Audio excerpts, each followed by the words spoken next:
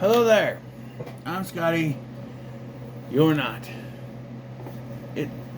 Uh. So this is a movie I wanted to revisit for a while. Fant4stic. This movie gets a lot of hate, but not for the right reasons.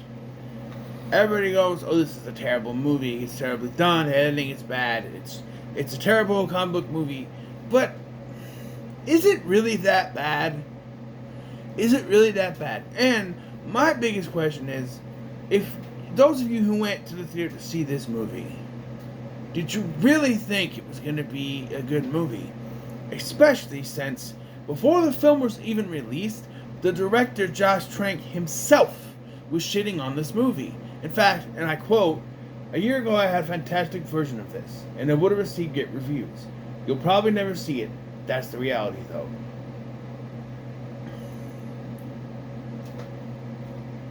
August of 2015. August 6, 2015 is when he did that. I think the film was out then, I don't know. But I swear I was hearing this before the movie came out, or maybe before I even saw it, because I didn't go to the theater to see this. But I thought that it's because I heard that, and that's why I didn't, or maybe I just didn't have any faith in it to begin with. But the issue here is not like, I've watched people's reviews and they trash the director, they trash the movie, and who you really should be going after is the studio. This is Fox's fault. Now, there is, like, no bones about it, this is not that good of a movie, but does it deserve to be dragged through the trash? Does it deserve to be, dragged all over the place and shit on? No. And watching this again, the issue becomes clear where the problem lies. Yes, there's some issues at the beginning of this, sure. But the major issues are the reshoots. And it becomes very evident as soon as 1 year later pops up on the screen. Everything after that is everything that's wrong with this movie. The lead up to that, not bad. Sure, it takes about 45 minutes into this movie before we even get them with their powers. It's an origin story, you gotta kind of give or take with that. Fine. But it's not bad casting. Josh Trank's direction is not that bad. There were reports that he was, showing up drunk. Well, if it was during the reshoots, then I can see why. If what we were supposed to get happened, I think it would be a better film. Apparently there was still some stuff that wasn't filmed that he had ideas for that didn't get filmed because whatever the dailies that Fox were seeing, they're like, no, this is not what we want in order to reshoots. I guess. But, so we'll never get a director's cut. We could always, do whatever. There were other ideas. Tim Blake Nelson plays a character in this movie, Dr. Allen, who works for the government. Originally, he was supposed to play a different character who would end up being the Mole Man. And I always keep saying, justice for the Mole Man. I said that. Oh, by the way, doing some research, I found out that the jeweler was supposed to be the Mole Man, but they didn't have the rights to the character, so they called him the jeweler. Ha! I was right. Do a little research, find out the truth.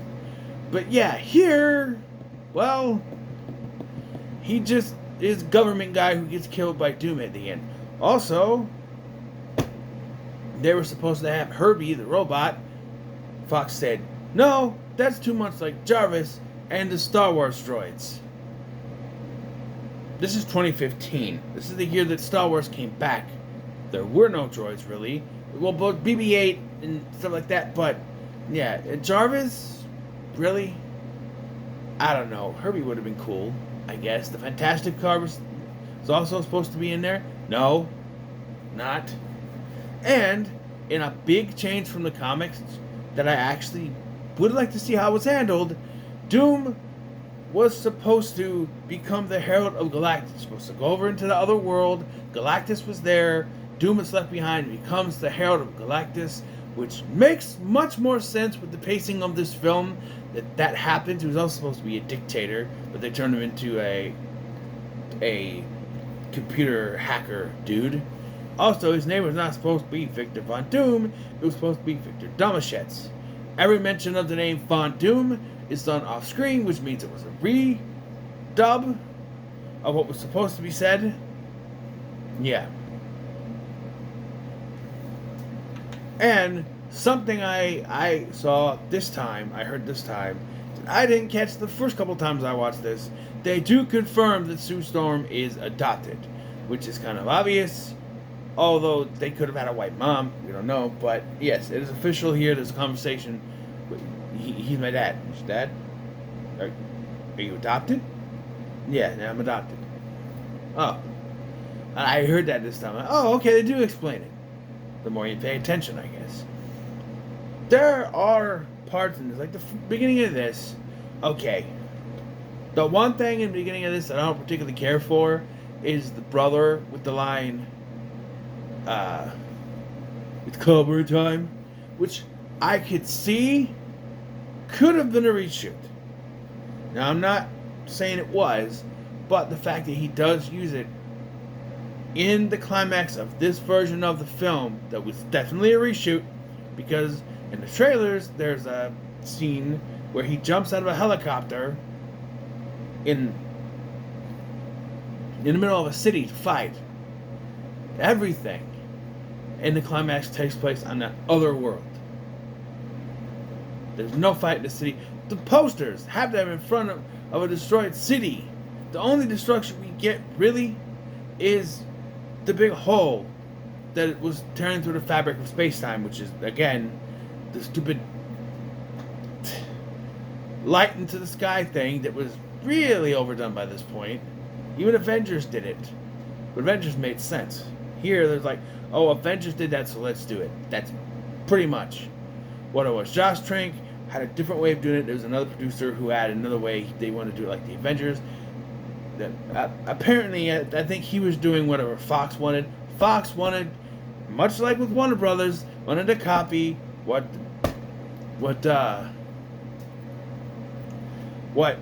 Marvel was doing, what Disney Marvel was doing at the time. Okay, so that was really the only thing that they copied. The acting in this is not bad. There's some stupid dialogue, like, so you like music? No, she doesn't like music. Also, everything is dark. Like, apparently the original cut of this was supposed to be darker. I don't think in that sense, but like a darker tone, which is fine. Movies, since The Dark Knight, Batman Begins came out, everything had a darker tone, that's fine. We gone from the emo dark tone of Blade and Daredevil and stuff, with, like, The Dark Knight did it well, X-Men did it well, and then they went comic accurate-ish. And now this, which they all had dark suits, not blue, black, yeah. And so we start with them in school, but it's like Reed and Ben, they're in school, and like they're talking about teleportations, what they want to do, and like their teacher Homer Simpson is like, no, that's not realistic. You got to come up with something that could actually work. Years later, now is in high school-ish, I guess, I guess it's just Reed. But, like, yeah, we see that the whole thing with Ben is that his brother used to hit him with clobbering time, whatever. Yeah, and then he meets Reed, and all these years later, they're on this machine, and Homer Simpson is there again. And they tell him what it's supposed to do. He's like, oh, what? Like, they tell him technical terms. But it's not over-the-top technical terms that you can't understand. I can understand what it means.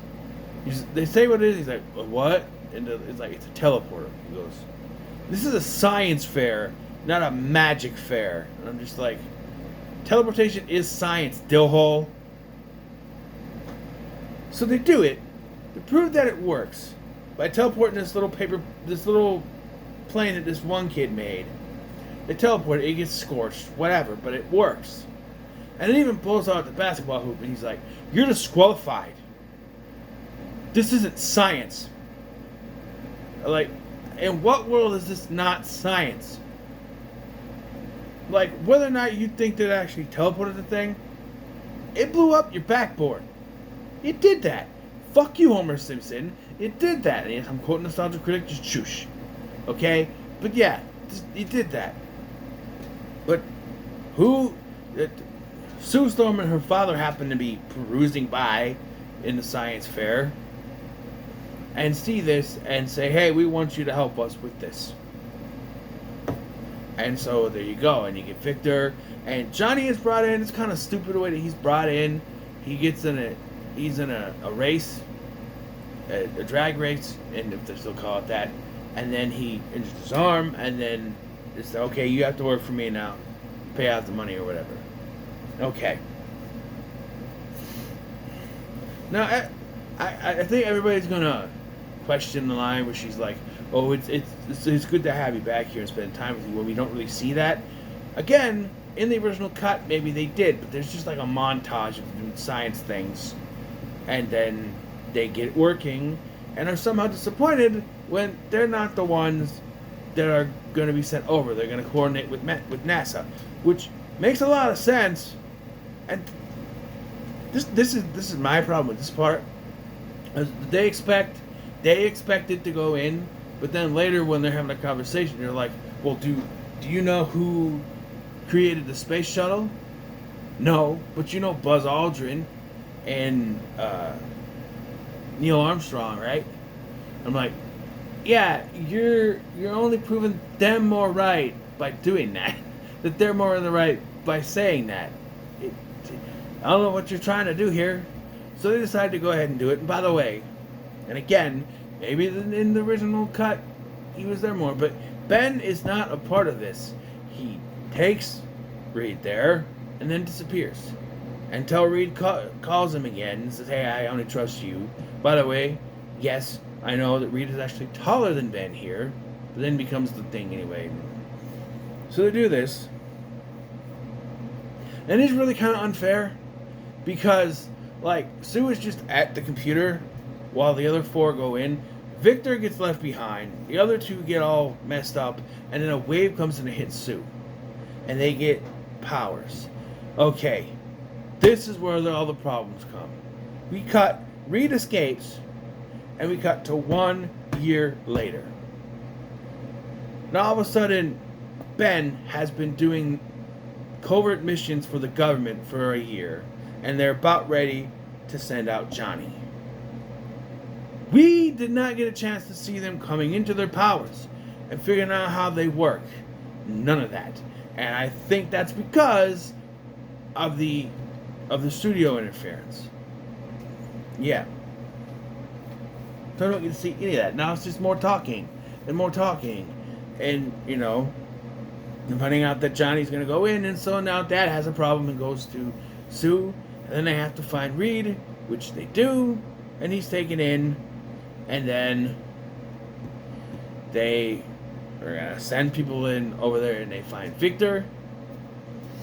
He's doomed, and he looks kind of stupid, but he's doomed, and then he's brought over. And this also, not you know, really think about the reshoots and everything.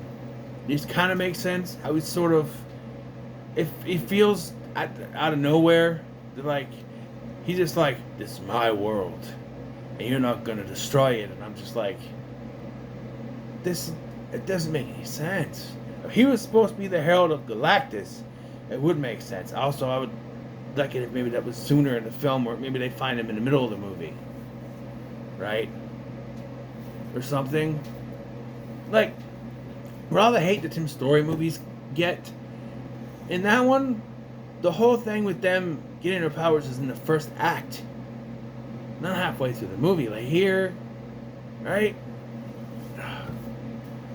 But yeah, and then we have a big fight, big thing in the sky to defeat Doctor Doom, and yeah.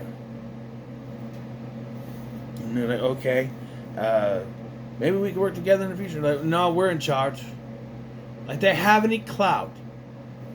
I guess they did sort of prove the government wrong, but like, it's all their fault that this happened to begin with. If they just listened, there probably wouldn't be this problem. Now, would they? But they still would have went over there, but you know, whatever. But yeah, so they get the Baxter building for themselves, and then they